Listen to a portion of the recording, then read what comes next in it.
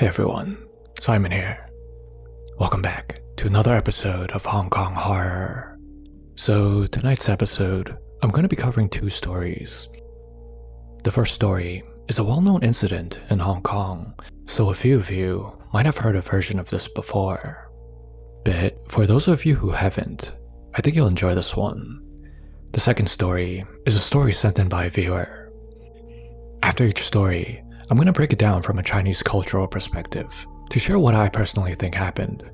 So let's turn down the lights, get comfortable, and let's dive right into this one. Do you know how hardcore some older Chinese aunties are about Mahjong? I'm talking about a devotion so deep that a literal typhoon won't stop them from finishing a game. This story takes place back in the late 90s. It centers around a woman we'll call Auntie Chan. She was a housewife who never really had to work in her life. Her husband took care of all the bills, which meant she had plenty of free time. In Hong Kong, she's what we call a silai. This is a term for middle-aged housewives who run the household. Over the years, the term has become a bit of a stereotype for women who love a good bargain, enjoy a little bit of gossip, and dress for comfort over fashion. Auntie Chan had a tight-knit group of fellow silais, and they shared one massive obsession: Mahjong. They were relentless. The four of them would meet up every single day at one of their apartments and play from morning until night, non-stop. On this particular day, the group of four was over one of Auntie Chan's friends' place, Miss Wong, who lives in Saigon. Miss Wong lived in a modest apartment with her husband and her 20-something-year-old son, Jackie. Her husband was out of the country for business. These women had been friends for decades. They watched each other's kids grow up, so they were all extremely close. By late afternoon, the Mahjong tiles were clacking as usual, as they were all chit-chatting and laughing.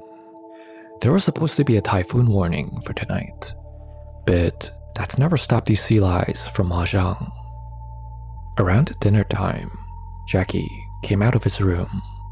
He was a good kid who had just landed his first job, working the night shift at a coastal water treatment facility. Because of his schedule, he slept during the day and worked throughout the night. He politely greeted all of his aunties before putting on his windbreaker jacket, picked up his work satchel, and headed off for work. All of the aunties loved Jackie like their own son. All of them had kids of their own, and they were all around the same age as Jackie. So they were all extremely close. Everyone was pretty much family at this point. Fast forward to about 10:30 at night. The aunties were busy playing and chatting away when the sky suddenly ripped open. It didn't just rain, it poured. It was a level black rainstorm warning, the highest weather threat level in Hong Kong. It's pretty much a monsoon. Within minutes, the streets were completely flooded, and the winds were howling against the window, making it shake violently. Miss Wong looked out the window and sighed. "Ayah, the forecast was right. Look at how bad it is out there. The minibuses aren't even running anymore. All of you should stay here for the night and head home tomorrow in the morning when this passes. One of you can sleep in Jackie's room. He's working and he won't be back until morning anyways." They all agreed it would be much safer this way. But they were also excited because that meant they get to play more Mahjong. By around midnight, Auntie Chan was already dead tired from staring at Mahjong tiles all day. She volunteered to take Jackie's tiny single bed, while the other two aunties shared the pull-out couch. She took a quick shower, pulled the thin blanket over herself, and passed out almost immediately. But in the middle of the night, something strange woke her up. Around 3 a.m., the sound of the front iron gate rattling open echoed through the quiet apartment. In many Hong Kong apartments, you have to unlock this heavy protective gate before you can even reach the front door. Then, she heard heavy footsteps. Squelch, squelch, squelch. It sounded like heavy waterlogged boots walking across the floor, coming straight down the hallway toward her room. Groggy and confused, she listened as the bedroom door slowly creaked open. Suddenly, the cramped little room became freezing cold. And then came the smell. You know that horrible smell of a damp towel that didn't dry correctly? Or the smell of stagnant dirty water? It kind of smelled like that, but 10 times worse. Before Auntie Chan could even figure out where the smell was coming from, the mattress violently sank in behind her. It felt like someone had climbed into the bed. She felt a heavy body press up against her back. It was freezing, and whoever it was, they were soaking wet, dripping freezing water all over the sheets. Assuming Jackie had been sent home early because of the storm, Auntie Chan was just incredibly annoyed. She didn't even bother turning around. Like I mentioned before, Jackie's like a son to her, so she just yelled at him in the dark, like any mother would in this situation. "Hey, Jackie, have you lost your mind? You're soaking wet. Go take a hot shower. And why are you sleeping in this bed when you can clearly see that I'm in it?" The figure behind her didn't say a word. Instead, all she heard was this wet, rattling gasp, like someone trying to breathe with lungs full of water. Then, the freezing body just rolled over, turning its back to her. Auntie Chan groaned, wiping the freezing dirty water off the back of her neck. "Hey, crazy boy," she muttered. Too exhausted to argue, she simply got up, leaving Jackie to his bed, and she walked out to the living room without looking back at him to go squeeze onto the pull-out couch with the two other aunties. The next morning, around 6 a.m., the doorbell started ringing like crazy. Ding dong, ding dong, ding dong. Auntie Chan groggily rubbed her eyes from the couch as she watched Miss Wong walk out of her room to unlock the front gate. Auntie Chan heard Miss Wong muttering under her breath, "Sanzhou lao lao ping guai go ah." Who in the world could it be this early? When she finally pulled the door open, 2 police officers were standing in the dim hallway. They looked incredibly grim. "Good morning, ma'am. We're so sorry to disturb you this morning. I know it's early, but does Jackie Wong live here?" one of them asked. "Yes, I'm his mother. What's going on?" Miss Wong said, her face instantly going pale. The officer who was speaking slowly took off his hat. "Ma'am, we are so sorry to have to come tell you this. Last night, during the worst of the storm, Jackie was outside the plant he worked at, trying to fix one of the meters that went out. He slipped in the high winds and fell into the water. We pulled his body out a couple of hours ago. Your son drowned." Miss Wong dropped to her knees, screaming in denial. No, that's impossible. Jackie went to work last night. He was fine." "You're lying. You got the wrong person." Auntie Chan stood there in the hallway watching, totally frozen, with her hand over her mouth in disbelief. The blood completely drained from her face. She looked at her best friend, the crying mother, looked at the cops, and then stammered. Wait, but he did come home last night." The cops looked at her confused. Miss Wong stopped crying and looked up at her. Slowly, Auntie Chan's eyes looked down to the floor. Leading from the front door, straight down the hallway and into Jackie's bedroom, was a trail of dark, muddy puddles that looked like footprints made from work boots. She slowly walked back into Jackie's bedroom and gently pushed the door open. The bed was completely empty, but the sheets and blankets were soaked with muddy seawater, leaving behind a dark, wet outline of a man who had come home to his bed one last time. So, Hong Kong horror family, what do you think about this one? Please pause the video here and let me know your thoughts in the comments below. Alright, so what do I think happened here from a Chinese cultural perspective? So the first thing that I noticed from this story is Jackie's spirit, which appeared to have returned home after death. In my culture, this is something we call Wei Wen, which literally means returning soul. There is a long-standing belief throughout southern China that when a person dies suddenly, the soul does not immediately move on to the next stage of existence right away. Instead, it will instinctively return to the place it considers home, especially if there are strong emotional attachments or loved ones it cannot bear to leave behind. But what I believe is happening here is that Jackie didn't actually realize he has died, because based on traditional beliefs, Wei Wen Ye refers to the soul's formal return on the 7th day after death, not the night of death itself. This is known as the 7th day return, or Tao Cat in Cantonese, which translates to first seventh, which occurs 7 days after death.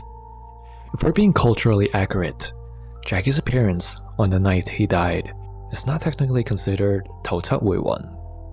Instead, I think this is Jackie's spirit acting on instinct immediately after his death.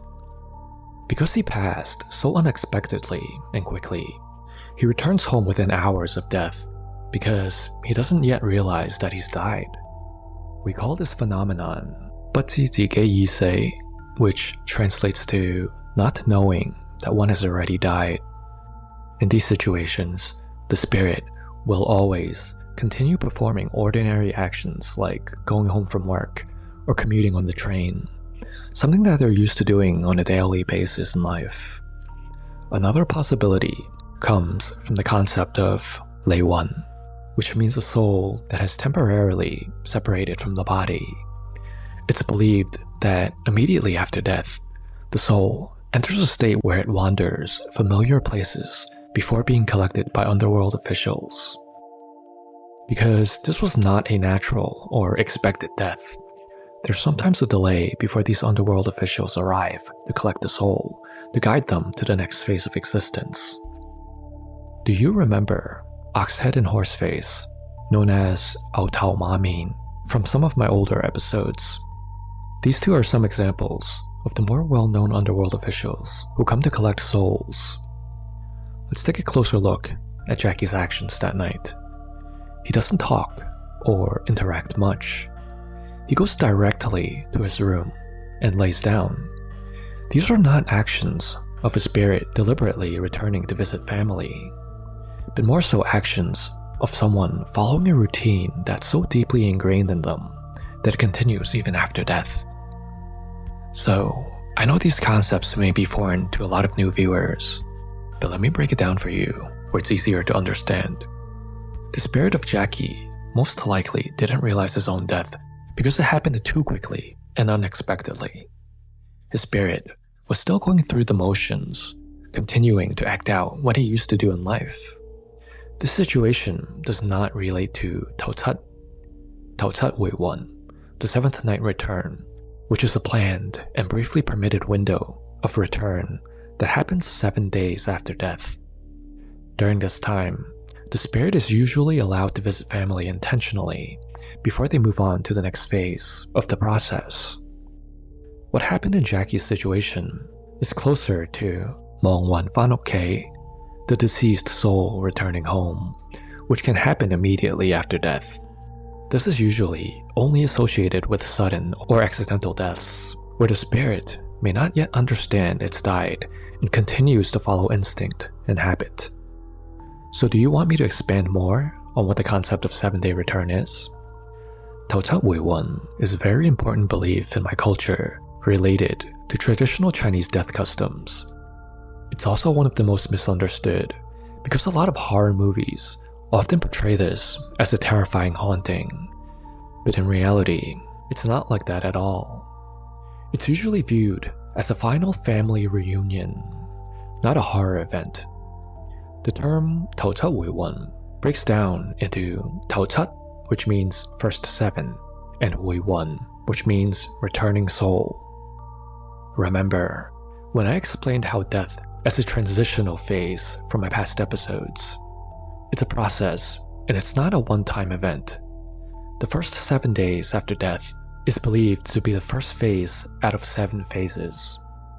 I won't get too deep into the other phases, as I've already covered that in past episodes before, but I just wanted to highlight the importance of the first 7 days.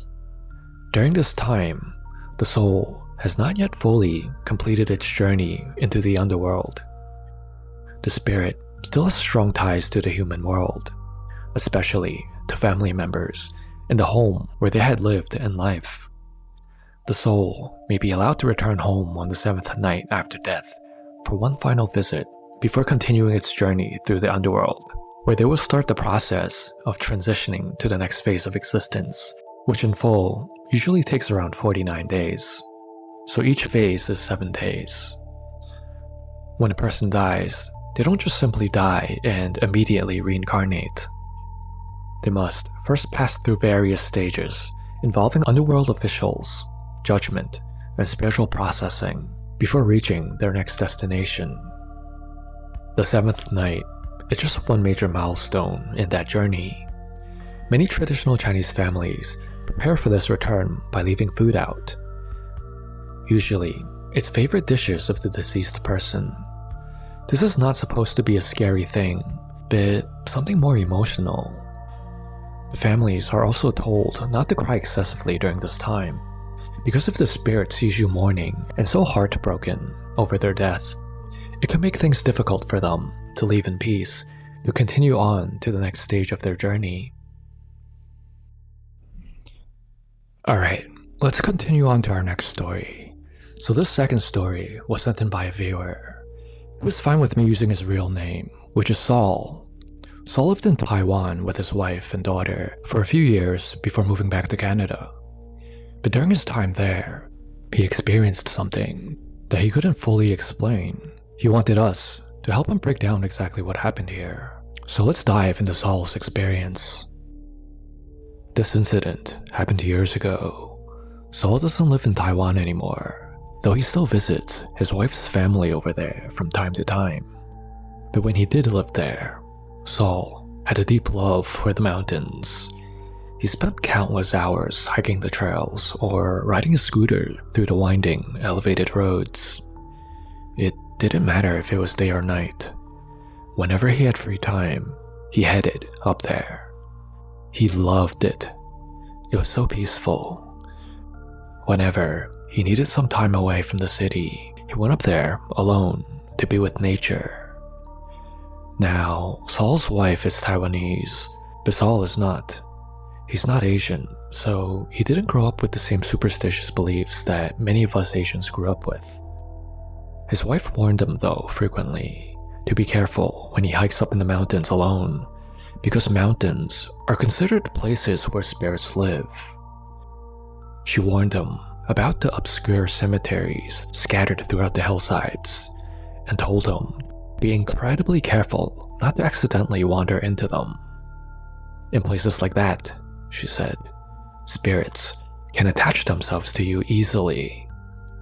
Saul kept her warning in the back of his mind, but honestly, he didn't really put too much more thought into this. He thought she was just being superstitious. To be respectful, he always promised to be careful, but out there on the trails, he did the exact opposite. He often walked right through those cemeteries, even during his night hikes sometimes. He actually enjoyed wandering through the headstones, reading the dates of birth and death, and imagining the lifetimes of the people buried there. He did this consistently, until one day, something strange started happening. The funny thing is, it didn't happen on a night hike, and it wasn't in some isolated graveyard deep in the mountain. It happened at a small, fairly well-maintained cemetery right beside the mountain road. Saul had passed this spot a ton of times before on his way up the mountain, but he never actually stopped to check it out. On this particular afternoon, before heading up the mountain, he felt strangely drawn to it. He decided to go in and take a walk and finally check the cemetery out. He took his time wandering from row to row for about 20 minutes or so. He was just about to head toward the exit when he realized he had missed a small area in the far corner in the back of the cemetery. Again, he felt that strange magnetic pull, so he walked over. That's when he saw her for the first time. It was one of the newer graves, featuring a photograph of an incredibly beautiful woman. Saul read the dates on the stone. She died young, only 31 years old. Staring at the photo, Saul spoke out loud. "Wow, such a beautiful girl. What a shame that she passed away so young." And with that, Saul turned around, left the cemetery, and went on with his hike. He thought absolutely nothing of it. But that night, strange events started happening. Saul began having extremely vivid, unsettling dreams. He dreamt of the woman from the photograph. In the dream, Saul was right back at that cemetery. He was wandering the graves, just like he was doing hours earlier. But when he turned to the far corner at the back of the cemetery, she was standing there, in the deep shade of a large banyan tree. She was far away, but Saul recognized her face instantly. She was just as beautiful as her photo, but she looked angry. The moment they made eye contact, Saul jolted awake. What the heck? That was a strange dream, he thought. He tried to brush it off, eventually falling back asleep, dismissing it as just his subconscious playing tricks on him. But the dreams didn't stop. Every single night, he was pulled back into that same cemetery. The scene never changed, except for one detail. In every dream, this woman was standing a little bit closer to him. After a week of this, Saul was starting to become exhausted.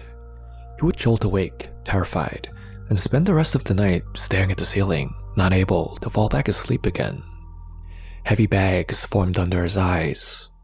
His wife noticed, but she hadn't said anything yet. Then came the worst night. Saul was pulled back into the dreams, but this time, when the woman appeared again, she wasn't standing under the banyan trees anymore. She was only inches from his face. She was still beautiful, but the anger in her expression was terrifying. She stared directly into his eyes, and without her saying a single word, Saul felt a crushing wave of anger and accusation radiating from her. It was as if she was forcing all of her emotions directly into his mind. This time, Saul didn't just jolt awake. He woke up screaming in absolute terror. His sudden shouting scared the living daylights out of his wife. She sat up, panicked, asking, "What is it? Honey, what's going on?" And that's when Saul finally broke down and told her everything. Where he had been going, what he had said to the grave, and the woman who kept appearing in his nightmares. "I'm sorry I didn't tell you this sooner," he said. "I knew you'd be mad. I know, you warned me about this." His wife just sighed. "I did warn you. Just try to go back to sleep for now. I'll take you somewhere tomorrow morning." The next morning, she brought him to a local Buddhist temple. Saul didn't fully understand the rituals, but a monk prayed over him for a long time. The monk told Saul he could feel a heavy, angry presence surrounding him, and that the prayers would break the attachment. Before they left, the monk gave Saul some kind of packet to keep in his wallet, and told him to carry it with him at all times. To this day, Saul still carries it everywhere he goes. After that temple visit, the dreams never returned. And from that day forward, Saul never randomly wandered into a cemetery just for fun again. We finally learned that when the locals give you a warning, you listen, even if you don't fully understand it. Thank you, Saul, for reaching out and sharing your experience with us. So, Hong Kong Horror family, what do you all think happened here? Please, pause the video here and let Saul know your thoughts in the comments below. Alright, so there's actually a lot of stories like this across Asia, where people have experienced things very similar to what Saul went through.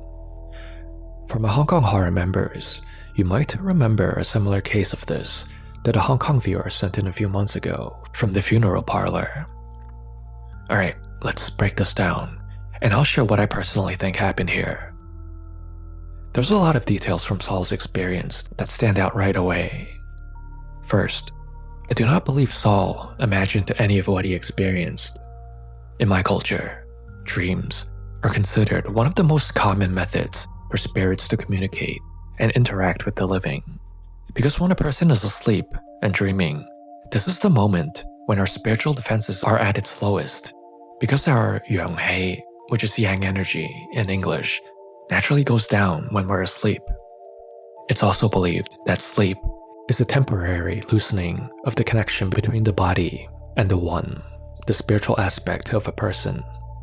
This is why dreams are often the preferred method of communication for spirits, because it requires far less energy for them to appear in your dreams than it does to physically manifest in the waking world. Not all spirits are even strong enough to appear in the waking world for you to see. When they enter your dreams, it's kind of like them meeting you halfway. They don't have to fully enter the physical realm, which is far easier on their end.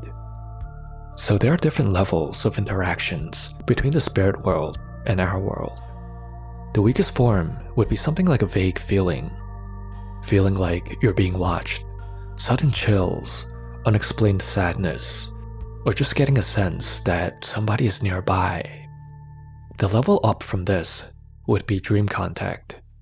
We call this bo mong or tok mong. They're usually repeated symbolic dreams. There are many stories where spirits deliver messages this way to loved ones. The next level above this one would be waking manifestations. So this would be hearing voices, seeing shadows, and objects moving. The next step up from this is where you would have the more powerful stuff. It's the further end of the spectrum. These would be your possessions, physical attacks, and powerful hauntings. So for Saul, the first thing that stood out to me is that he enjoyed checking out random cemeteries and reading the tombstones, which is really interesting to me. So me, being a Chinese American, I can see how this isn't a big deal from a Western standpoint. Because growing up here in the States, my best friend was Caucasian, and I remember, as a kid, when I went hiking with him and his dad, they did the exact same thing. If there was a cemetery nearby, they would go in and just check out the tombstones. It's definitely a cultural difference. Also, I don't know if you remember back in elementary school, kids would use a blank sheet of paper and a crayon, put the sheet of paper onto tombstones at the graveyard, then lay the crayon sideways and run it against the paper. It was kind of like carbon copying. It will copy down the name on the tombstone onto the piece of paper because of all the grooves. Do any of you that grew up in the States remember this as a kid? So both of these things are a big no-no in Chinese culture. Traditional Chinese people will never do these things. We have a saying that goes, 寧可信其有，不可信其無, which means it's better to believe something might exist than to assume it absolutely does not. We won't randomly go into a cemetery for fun, because to us, cemeteries are considered places for the dead, not recreation. There's a traditional saying, 陰陽有別, which I think applies here. This translates to the yin and the yang realms should remain separate. It pretty much means that the living belong to the yang realm, and the dead belong to the yin realm.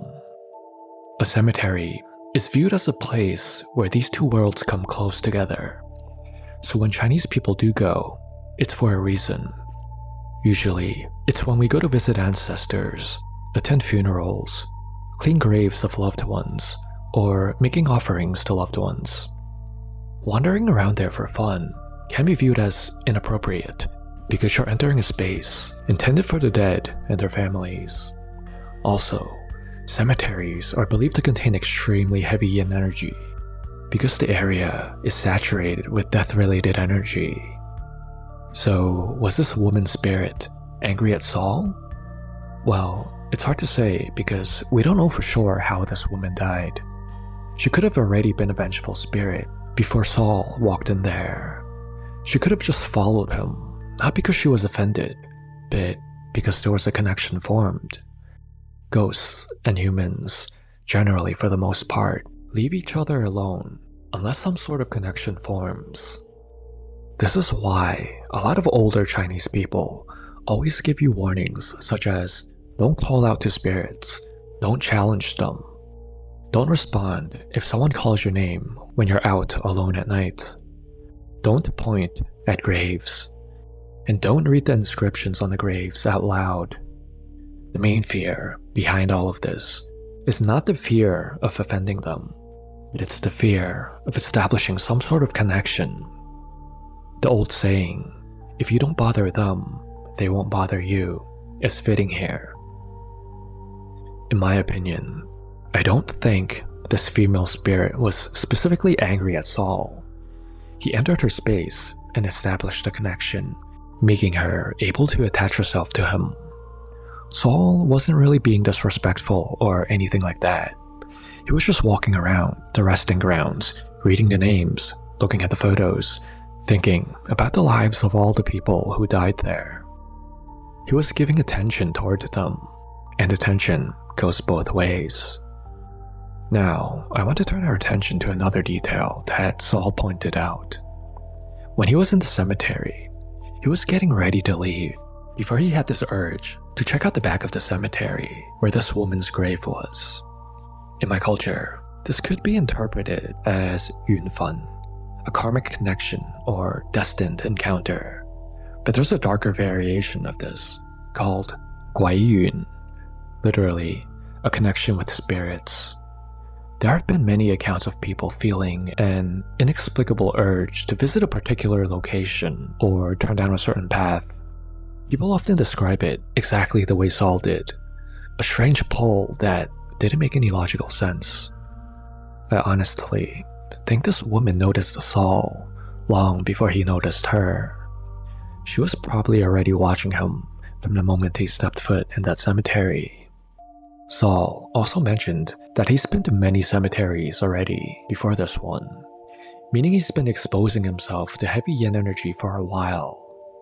This could make him more susceptible to spiritual influences. I don't mean like possession, but rather that his own energetic state becomes more compatible with the spirit world. She probably influenced him with that urge to turn back there. Another thing that stood out to me is what Saul did at the grave. He looked directly at the woman's photo and talked out loud, saying how beautiful she was and what a shame it was that she passed so young. This doesn't sound too bad, right? It's a compliment. So, to my American side, looking at this from a Western perspective, I agree with you. This sounds completely harmless, but the Chinese side of me thinks otherwise. Though this is not disrespectful, speaking directly to a grave is discouraged in my culture, especially the grave of a random person you don't know.